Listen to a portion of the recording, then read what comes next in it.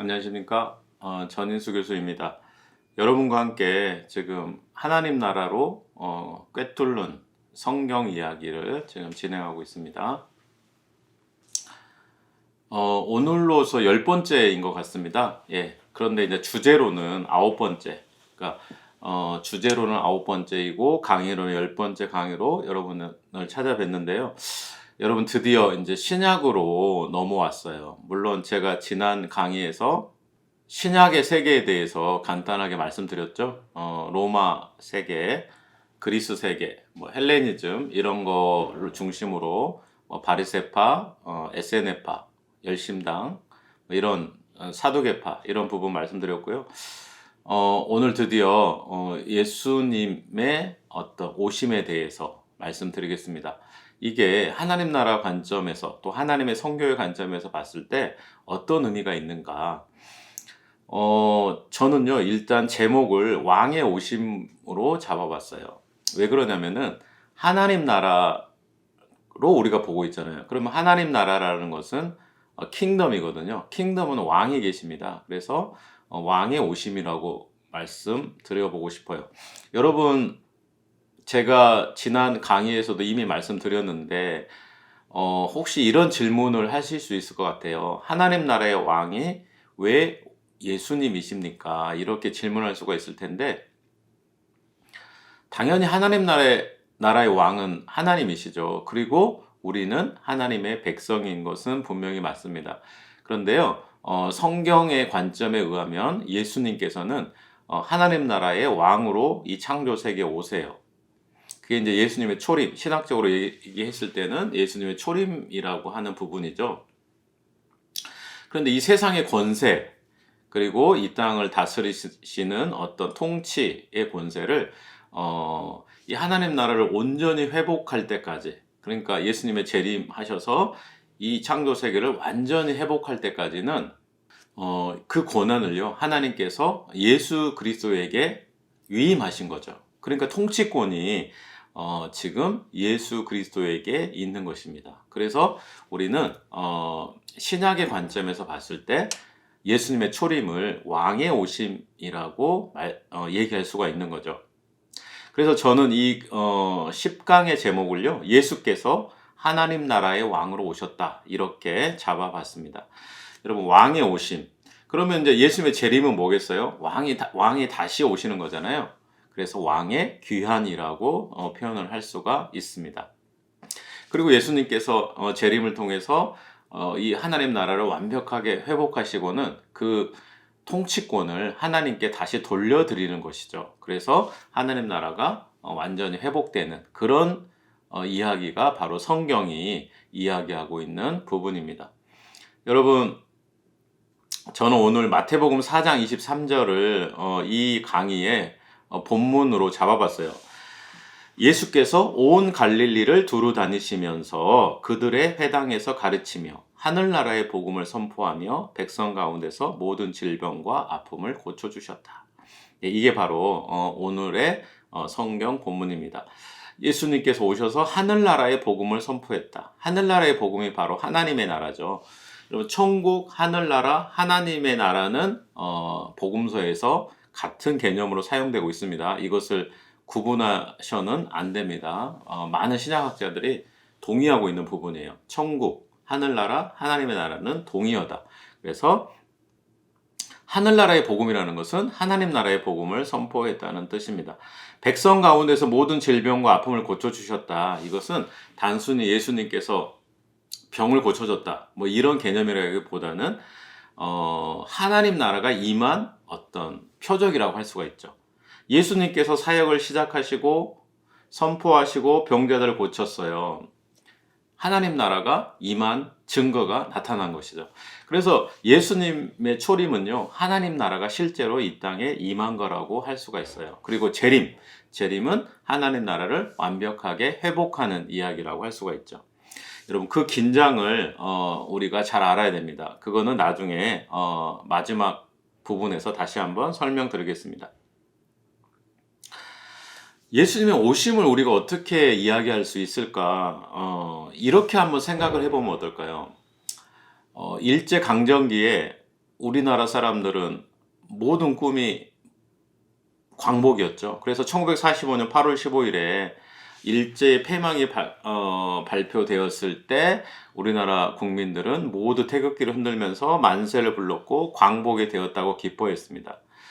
사실요, 예수님이 오셨을 그 당시에 이스라엘 백성들의 마음이 어땠냐면은 로마 제국의 통치를 무너뜨리고 하나님의 통치를 구현할 메시아가 올 것이라는 생각으로 가득 차 있었어요. 그때 예수께서 오시는 거예요. 여러분, 메시아의 오심, 왕의 오심이라는 거는 예수님께서 오시는 시대적 배경이 된다. 많은 사람들이 하나님의 통치를 기다렸고 하나님 나라가 임하는 것을 기다렸던 상태에서 예수님께서 오시는 거예요. 그래서 이 역사적 배경을 조금 여러분들이 알아둘 필요가 있고, 세례 요한에 대해서 조금 말씀드리면요. 세례 요한이, 우리가 이 세례 요한을 어떻게 이해해야 되냐면은 왕의 전령으로 이해를 하면 딱 쉽습니다. 조선시대 때 왕이 어느 고을에 행차를 한다고 생각해 본다면은 왕의 행차를 알리는 전령이 있잖아요. 그래가지고 임금님이 오시니 고개를 숙여라, 절을 하라, 그리고 뭐 마을도 청소를 하고 도로도 닦고, 이런 거는 너무나 자연스러운 거잖아요. 그러니까 우리가 왜 세례 요한이 예수님 먼저 와야 되느냐? 그거는 이제 왕이 오시는 거예요. 왕이 오시니까 세례 요한이 왕의 전령으로서 왕의 오심을 준비시키는 거죠. 제 기억이 나요. 제가 군대 생활할 때 대통령이 우리 부대를 잠깐 방문한 적이 있었습니다. 방문도 뭐 사단장하고 뭐 인사를 하고 뭐 그 정도 수준이 아니고 그냥 공항에 내려서 우리 부대를 지나가는 그 정도의 방문이었거든요. 그런데 우리 부대는 며칠 전부터 비상이 났어요. 막 도로에 있는 껌까지 떼는 그런 작업을 한 거예요. 그러면서 대통령이 오는 것을 준비한 거죠. 여러분, 세례 요한의 사역을 그렇게 생각하시면 됩니다. 세례 요한이 왜 필요했느냐? 그거는 왕이 오시기 때문에. 왕이 오시니까 왕의 오심을 알리는 역할을 세례 요한이 했던 것이죠. 세례 요한이 그래서 이런 얘기를 하잖아요. 왕이 오고 계시니 너희는 주님의 길을 예비하고 그 길을 곧게 하여라. 그러니까 왕이 오시니 왕이 지나가는 길을 평탄하게 해야 되는 거예요. 그리고 우리의 삶을 왕의 백성으로서, 하나님의 백성으로서 맞게 바꾸라는 것이죠. 그런 메시지를 세례 요한이 주게 된 것이죠. 여러분, 세례 요한을 어떻게 이해할까 뭐 이렇게 고민이 많으셨을 수 있는데 지금 생각해 보면은 그렇게 어려운 게 아니라는 걸 알겠죠? 왕의 오심이다. 그래서 왕의 오심을 알리는 전령, 메신저의 역할을 세례 요한이 했다. 아니, 그러면 왜 그런 역할을 했지? 조선시대 때를 한번 생각해 보세요. 그럼 금방 알 수가 있고, 군대 간 친구는 뭐 푸른 거탑 아시죠? 푸른 거탑이라는 드라마에 보면은 사단장이 어떤 부대에 방문을 하면은 그 부대에 비상이 납니다. 그래서 막 도로 청소도 하고 막 도로를 새로 닦기도 하고 난리가 나는 거죠. 왜? 사단장이 오니까. 그래서 예수 그리스도께서 왕으로 오셨기 때문에 세례 요한이 너의 길을 평탄하게 하고 회개하고 예수께로 하나님께로 다시 돌아오라는 메시지를 던지는 것이죠. 예, 여러분, 우리가 교회에서는 이제 예수님 하면은 구세주, 메시아 이렇게만 생각을 했고 예수 그리스도께서 우리의 왕이시라는 개념을 사실 교회에서는 많이 가르치질 않아요. 그렇지만은 여러분, 예수님께서 이 땅에 오셨을 때 첫 메시지가 뭐예요? 하나님의 나라가 가까이 왔다는 거 아닙니까? 그러면 하나님의 나라라는 거는 킹덤 오브 갓이거든요. 킹덤 오브 헤븐. 그러면 그건 킹덤이에요. 킹덤이라는 것은 왕이 계시다는 거고. 또 우리가 이제 신학적으로 우리를 그리스도인이라고도 하지만 하나님의 백성이라고도 하지 않습니까? 하나님의 백성이다. 하나님의 백성이라는 것은 하나님이 우리의 왕이라는 뜻입니다. 백성이 뭐예요? 왕이 계시다는 거죠. 그런 의미에서 여러분 성경을 볼 필요가 있고, 예수의 오심이라는 거는 하나님 나라의 왕으로 오시는 거구나. 여러분, 구약 성경에 보면요, 기름 부음을 받아요. 근데 기름 부음을 받는 세 직책이 있는데 하나는 제사장이고 왕이고 선지자입니다. 그래서 우리가 예수님을 제사장, 왕, 선지자라고도 하는 것인데, 오늘날 교회에서 이 하나님 나라 개념을 많이 상실해 버렸고, 그래서 예수님께서 왕으로 오신 것을 강조하지 않는데 성경은 그렇지가 않아요. 우리가 하나님 나라의 관점에서 성경을 꿰뚫는다면 예수 그리스도의 오심을 왕의 오심으로 분명히 기억해야 되고, 그럼 왕이 왜 오시느냐? 하나님 나라를 회복하러 오시는 거예요. 그러니까 하나님 나라를 회복한다는 뜻은 뭐냐? 하나님께서 원래 창조하셨던 그 본래의 목적을 회복하러 오시는 거죠. 그러니까 원래 하나님께서는요, 창조 세계를 통해서 당신의 목적이 있었을 텐데, 인간이 사탄의 세력과 연합해서 하나님께 반역함으로써 하나님 나라가 붕괴되기 시작한 거죠. 그 붕괴된 하나님의 나라를 아브라함을 통해서 하나님은 회복하는 일을 하신 거예요. 그리고 모세, 이스라엘, 결국 하나님의 아들 예수께서 하나님 나라의 왕으로 오셔서 그 회복의 드라마를 지금 쓰고 계신 거죠. 그렇게 우리가 예수의 오심을 생각하면 될 것 같습니다. 여러분, 두 번째로 이제 제가 이 왕의 오심을 통해서 강조하고 싶은 부분은요, 예수님은 구약 예언의 성취라는 것이죠.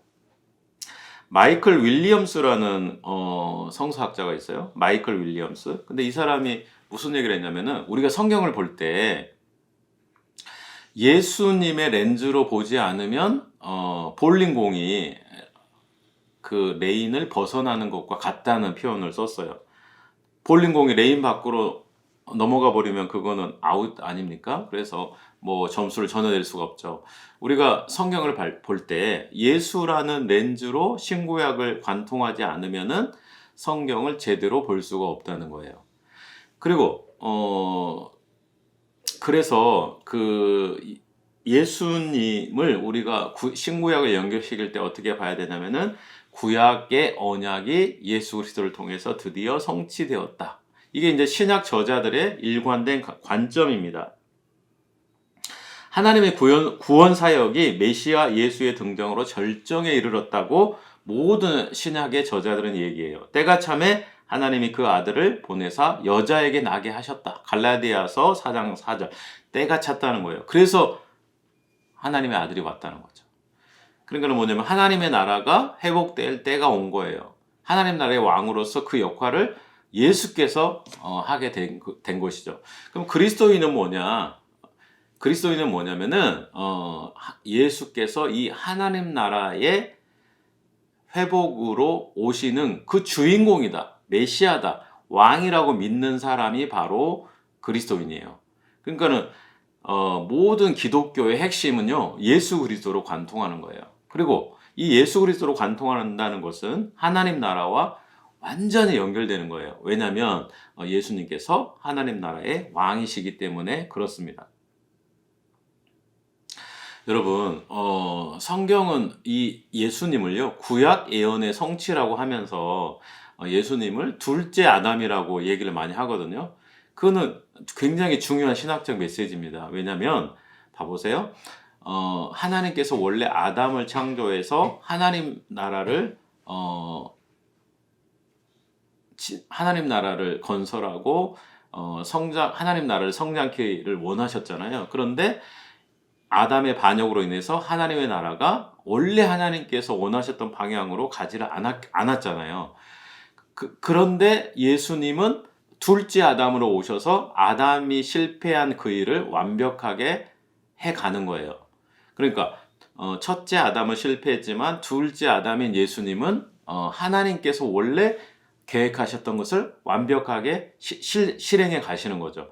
그래서 바울은요, 예수님을 둘째 아담이라고 얘기하면서 굉장히 예수님의 오심에 대해서, 그리고 예수님의 어떤 사역을 신학적으로 굉장히 중요하게 얘기를 하는 겁니다.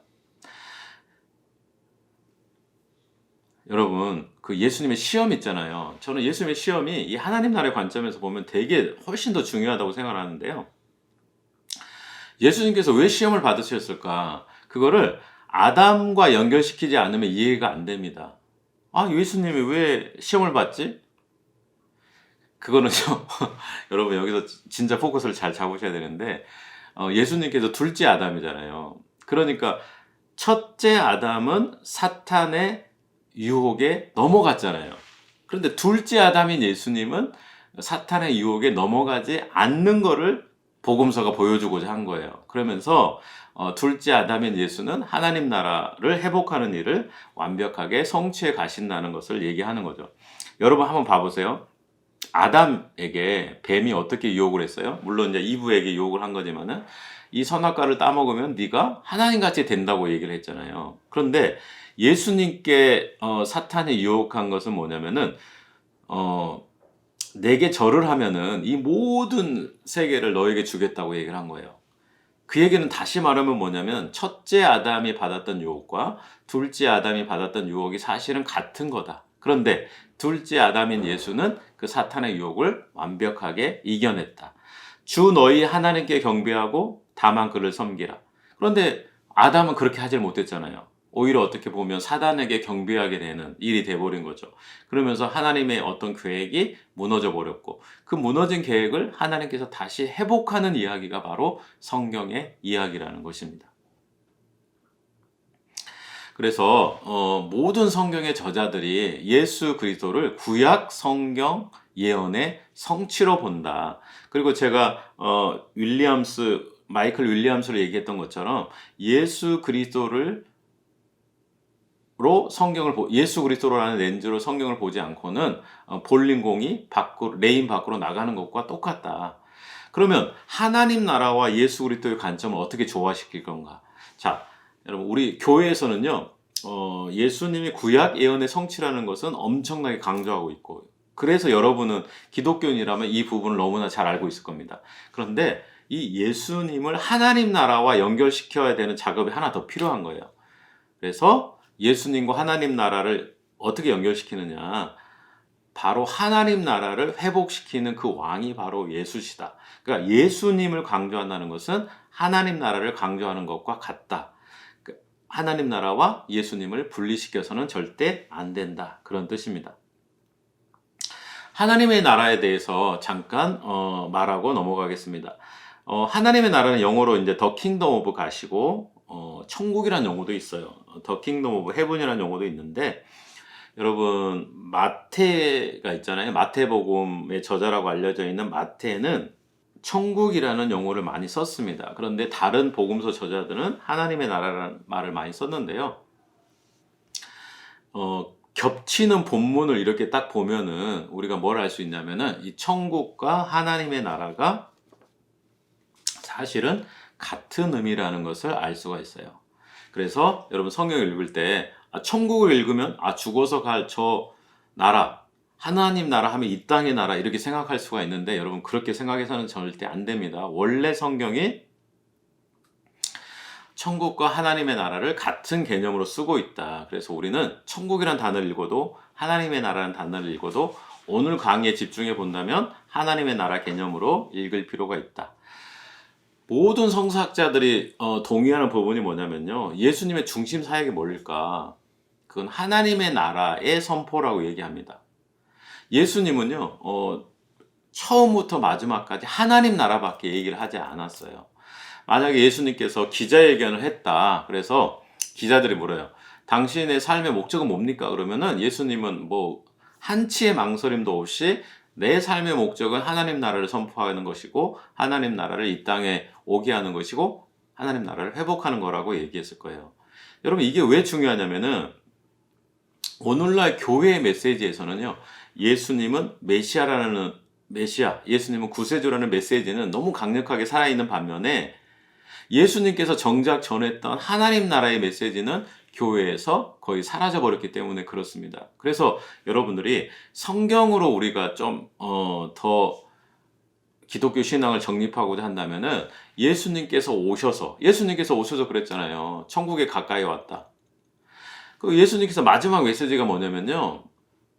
재림이 아니고 부활한 이후에 40일 동안 제자들하고 있었는데 사도행전을 보면은 예수님께서 제자들에게 하나님 나라의 일을 가르쳤다고 얘기를 하는 거예요. 그렇구나. 예수님의 어떤 모든 메시지는 하나님 나라로 관통하는구나. 그럼 우리가 하나님의 나라가 무엇인지 조금 알아야 되겠죠. 예수님은요, 하나님 나라가 임한다고 얘기를 한 거예요. 이게 굉장히 중요한 메시지입니다. 마태복음 6장 10절에 보면은 하나님 나라를 임하게 해달라고 너희는 기도하라고 이렇게 얘기를 하는 거예요. 여러분, 하나님의 나라를 어떻게 얘기할 수 있을까? 그거는 하나님의 통치인데, 예수님께서 말씀하신 하나님의 통치는 단순한 하나님의 통치가 아니었을 거예요. 그거는 어떤 진짜 역사적으로 어떤 변혁적 사건을 말한 거였을 텐데, 예수님께서 이 땅에 오셔서 실제로 하나님의 나라가 임했다고 우리는 믿어야 되고요.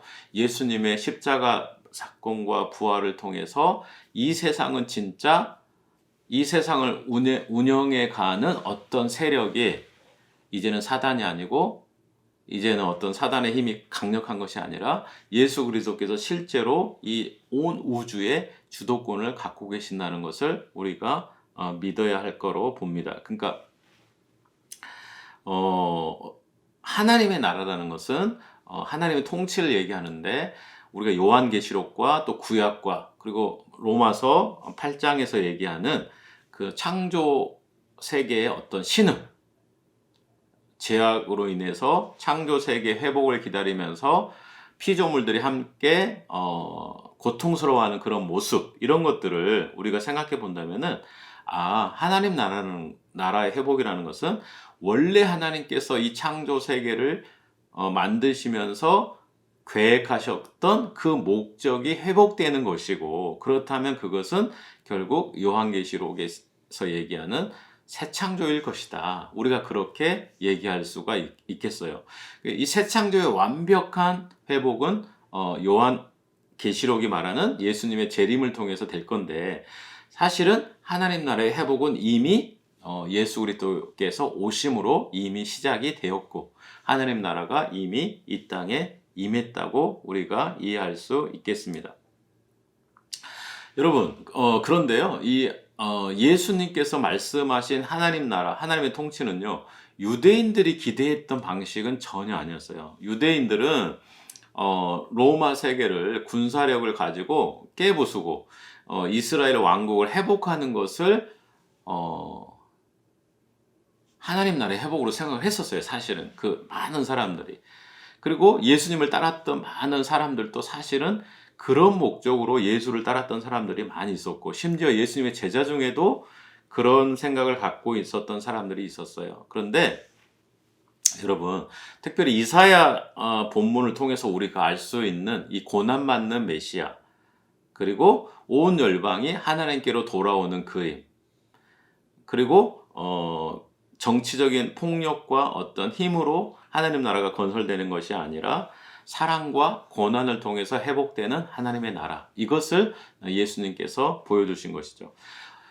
전반적인 하나님 나라의 어떤 흐름은 이스라엘 백성들이 생각했던 흐름은 정치적인 왕국이었지만은, 구약 한편에 면면이 흐르는 고난받는 메시아, 그리고 온 열방이 하나님께로 돌아오는 하나님 나라의 회복의 그림은 여전히 선지자를 통해서 면면이 이어지고 있었고, 예수님의 오심은 그 후자에 가깝다고 우리가 얘기할 수가 있겠습니다. 여러분, 우리가 예수님의 사역에서 눈여겨봐야 될 게 뭐냐면요, 예수님의 오심으로 이미 이 세계를 주도하는 영적인 세력의 주도권이 패배했다는 거예요. 그게 이제 하나님 나라의 관점에서 봤을 때 성경을 보는 중요한 관점입니다. 여러분, 아담이 실패했고, 아담이 하나님께 반역하면서 어둠의 세력에 복종을 했잖아요. 그런데 예수님께서 오시면서 어떤 일이 일어났냐면은, 사탄의 세력이 제압되는 일이 일어나요. 예를 들면은, 예수님은 군대 귀신을 쫓아내면서 귀신 들린 사람을 회복시켰습니다. 귀신의 세력이 물러가는 거예요. 바알세불의 힘을 빌려 귀신을 쫓아낸다는 바리새인들의 비난에 대해서 예수님은, 내가 하나님의 성령을 힘입어 귀신을 쫓아내는 것이면 하나님의 나라가 이미 너희에게 임했다고 얘기를 해요. 그러니까 지금 예수님의 오심을 통해서 어둠의 세력은 패배를 당하고 있는 겁니다. 예수님은 또 사탄이 하늘로부터 번개같이 떨어지는 것을 내가 보았다. 그러니까 예수님의 사역을 통해서 이미 사탄의 세력은 패배하는 거고요. 결정적으로는 십자가 사건과 부활 사건을 통해서 이 하나님 나라는 예수 그리스도의 통치권을 회복함으로써 회복된 거라고 할 수가 있죠. 그리고 그 완전한 회복은 예수님의 재림을 통해서 이루어질 것입니다. 여러분, 예수님께서 오셔서 하나님 나라 말씀을 선포하셨고 병자들이 나음을 얻었고 귀신이 쫓겨났잖아요. 그거는 도대체 복음서가 왜 기록했을까? 그거는 저는 아마도 하나님 나라가 예수 그리스도를 통해서 이미 임했다는 것을 보여주는 증거로 아마 복음서 저자가 주목을 했을 거라고 생각합니다. 네, 여러분 강의를 정리하면서요 몇 가지 핵심적인 이슈 여러분도 궁금해하실 수 있고 아니면은 좀 신약학계에서 좀 이렇게 논쟁이 되었던 이슈가 한 두 가지 정도가 있는데 그 부분을 얘기를 하면서 오늘 강의를 마치려고 하는데 하나는 뭐냐면은 이렇게 얘기하는 사람이 있어요. 대표적으로 불투만이라는 학자인데 예수님은 하나님 나라를 전했는데 예수님의 제자들은 예수를 전했다고 불투만이 주장을 한 거예요. 그러면서 예수님의 메시지와 제자들의 메시지가 분리돼 버렸다고 얘기를 한 거죠. 그러니까 예수님 자신은 정작 자신을 전한 게 아니고 하나님 나라를 전했는데 하나님 나라를 전했다는 것은 뭐 의심이 어디가 없죠. 근데 제자들은 하나님 나라를 전한 게 아니라 하나님 나라를 전한 그 예수를 전했다고 얘기를 하는 거예요. 그러면서 이 불투만이 정작 하고 싶은 얘기는 뭐냐면은 예수님을 어떻게 보면 신격화시켰다. 그리고 예수님의 어떤 메시지를 기독교인들은 잃어버렸다. 그런 얘기를 하고 싶어 하는 거죠. 그런데 여러분, 그 말이 표면적으로 보면 좀 맞아 보여요. 왜냐하면 복음서는 예수님 중심인데 하나님 나라가 핵심이고 다른 성경을 보면은 예수 그리스도가 메시아라는 것을 증거하는 것 같아서 그렇게 보이는 거죠. 저도 하나님 나라를 발견하기 전에, 그러니까 하나님 나라 관점으로 성경을 보기 전에는 이 불투만의 견해가 상당히 일리 있어 보였어요. 그런데 여러분, 불투만의 견해는 옳지 않습니다. 왜냐하면 봐보세요. 제가 계속 얘기했잖아요. 예수님과 하나님의 나라는 분리되는 개념이 아니다. 하나님 나라의 왕으로 예수께서 오셨기 때문에 예수를 전하는 것은 곧 하나님 나라를 전하는 것이고요. 하나님 나라를 전하는 것은 곧 예수를 전하는 거예요. 그러니까 하나님의 나라를 전했잖아요, 예수님께서. 그런데 예수님께서는 그 메시지에 뭘 담아내셨냐면 이 하나님 나라의 회복은 나로부터 온다는 거죠. 그리고 이 하나님 나라의 왕이 나라는 거예요. 그래서 나를 믿고 내게 오는 자는 구원을 받는 거죠. 그리고 예수님께서 가시는 곳곳마다 왕을 대적하는 영적인 어둠의 세력은 패배를 당하는 거죠. 우리가 그렇게 예수님과 하나님 나라를 분리시키는 개념에 강력하게 반대를 해야 되고요.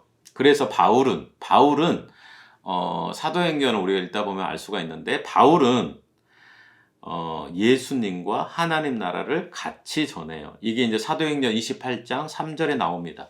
그래서 여러분도 마찬가지예요. 여러분도 예수님과 하나님 나라를 좀 균형 있게 볼 필요가 있고 이 관계가 불투만의 말처럼 분리된 개념이 아니라 통합된 개념이라는 것을 알아야 되고 예수님께서 하나님 나라를 전했을 때는 그거는 하나님 나라의 왕이 나고 이 하나님 나라를 회복시키는 당사자가 당신이라는 것을 얘기를 하는 거구나. 그러면 제자들이 예수를 전했을 때는 하나님 나라를 오게 하신 분이 바로 예수다. 이 부분에 초점을 찍었기 때문에 바로 예수님께 강조점을 두게 된 건데 사실은 이거는 분리된 개념이 아니라 통합된 개념이다. 두 번째 얘기를 할게요. 여러분 제가 예수님을 통해서 하나님 나라는 이미 시작됐고 회복되기 시작했고 사단의 세력은 결정적으로 패배했다고 얘기를 했는데 이런 질문이 있을 수가 있죠. 그런데 실제로는 바뀐 것 같지가 않아요. 그리고 우리의 고난은 여전히 계속되고 있어요. 이렇게 질문을 할 수가 있는데요. 굉장히 좋은 질문이죠. 여러분 신학적으로 보면은요. 하나님께서 이 땅을 통치하고 있고 예수 그리스도께서 하나님 나라의 왕이시고 라는 것을 절대 의심해서는 안 됩니다. 그런데요. 하나님 나라에서는 이미와 아직이라는 긴장이 있어요. 이미는 뭐냐면은 예수님께서 이미 하나님 나라를 회복하셨다. 예수님을 통해서 하나님 나라는 이미 이 땅에 임했다는 거예요. 그래서 복음서 기자들이 계속 얘기하는 게 뭐냐면 하나님의 나라는 임했다는 거죠. 누구를 통해서? 예수 그리스도를 통해서. 그래서 예수 그리스도의 사역 안에서 하나님의 나라가 임했다는 증거를 계속 복음서 기자들은 보여주는 거예요. 그런데 성경은 또 얘기합니다. 아직을 얘기해요. 이미 하나님의 나라는 임했지만 아직 완전히 회복되지 않았다. 그러니까 우리의 고난과 눈물이 사라지는 그 완전한 하나님의 나라의 회복은요, 예수님의 재림을 통해서 이루어지는 것이죠.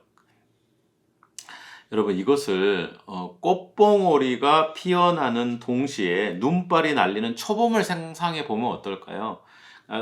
초봄에는요, 봄은 이미 왔어요. 그렇지만 겨울의 매서움은 아직 살아있는 거죠. 여러분, 이걸 세계 제2차 대전으로 설명하면 이렇게 될 것 같아요. 노르망디 상륙 작전으로 연합군은 이미 전쟁의 승패를 결정했어요. 그런데 독일군은 전세를 뒤집기 위해서 최후의 발악을 하는 거죠. 역사가들은 이미 연합군의 승리는 의심의 여지가 없다고 보는 거예요. 그렇지만 독일군의 저항은 마지막 단계에서는 더 강렬해지는 겁니다. 그래서 우리가 이 시대, 뭐냐면 예수님의 초림과 예수님의 재림 사이의 이 기간을 본다면은요, 하나님의 나라는 이미 임했고 예수님의 어떤 그 하나님 나라의 회복은 이미 거의 완결된 거나 다름이 없지만, 영적인 사단의 세력이 그 저항권을 계속 행사함으로써 어떻게 보면 이 시대가 더 혼란스럽고 악한 부분이 있을 수도 있다는 거죠. 여러분, 하나님 나라를 소망한다는 것은 도대체 뭘까요? 그거는요, 예수님께서 재림을 통해서 완전히 이 땅을 회복할 거라는 것을 우리의 소망으로 삼고 살아가는 거예요. 그 소망이 있기 때문에 우리가 이 땅에서 어렵지만 하나님의 백성으로 살 수가 있는 거죠. 그래서 하나님의 백성으로 하나님 나라의 회복을 위해서 그 하나님 나라를 함께 건설하는 참여자로서 우리 그리스도인들이 살아가야 되는 의무가 우리에게 있는 거죠. 여러분, 그래서 하나님의 나라의 개념은 굉장히 이 땅에서 그리스도인이 어떻게 살아가야 될 것인가에 굉장한 중요한 초점을 맞추고요. 우리가 하나님의 나라를 이끄는 존재로서, 그러니까 하나님의 나라는 온전히 예수 그리스도를 통해서 오는 거예요. 그렇지만 이 땅이 새 창조로 이어질 때 이 땅에 우리가 함께 하나님의 백성으로 살아낸 어떤 결과들이 그냥 흔적 없이 사라지는 것은 아닐 것이다. 하나님께서 예수 그리스도의 재림을 통해서 하나님 나라를 완전히 회복했을 때 우리가 이 땅에 살아냈던 어떤 일들은 하나님 나라의 건설과는 어느 정도 연관성을 가지고 이어질 거다. 그래서 우리가 이 땅을 그냥 쉽게 살아가서는 안 되는 것이죠. 네, 여러분, 다음 강의에서는요, 예수님의 십자가 사건과 부활 사건을 얘기를 할 건데, 그것을 왕의 고난과 왕의 승리의 관점에서 말씀드리겠습니다. 감사합니다.